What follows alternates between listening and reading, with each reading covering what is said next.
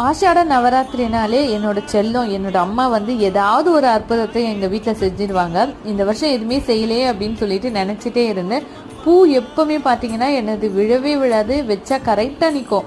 இன்னைக்கு என்னவோ தெரியல, பூ விழுந்துட்டே இருந்துச்சு. என்னடா இது எப்பவுமே விழாதே பூ அப்படின்னு சொல்லிட்டு கொஞ்சம் சந்தேகமாகவே இருந்துச்சு. சரி நாம ஏன் வாராகி அம்மனுக்கு வந்து தீர்த்தம் கொடுத்து பார்க்கக்கூடாது அப்படின்னு சொல்லிட்டு கொடுத்து பார்த்தா கொடுத்த உடனே வாங்கிட்டாங்க. எனக்கு ஒரே ஷாக்கு. என்னால் சிரிப்பு அடக்கவே முடியல. நான் சிரிச்சுட்டே இருந்தேன்.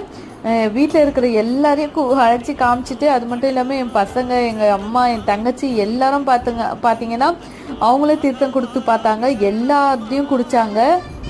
எனக்கு இன்னும் கூட அந்த சிரிப்பு அடக்கவே முடியல. அவ்வளோ சந்தோஷமாக இருக்குது. இது வரைக்கும் நான் ட்ரை பண்ணதே இல்லை. பண்ணலாமா வேண்டாமா அப்படின்னு சொல்லிட்டு யோசிச்சுட்டே இருப்பேன். சரி இன்னைக்கு பூ விழுந்துட்டே இருந்துச்சு, நிற்கவே இல்லை அப்படின்னு சொல்லிட்டு ஒரே டவுட்டாக இருந்துச்சு. சரி இன்னைக்கு கொடுத்து பார்க்க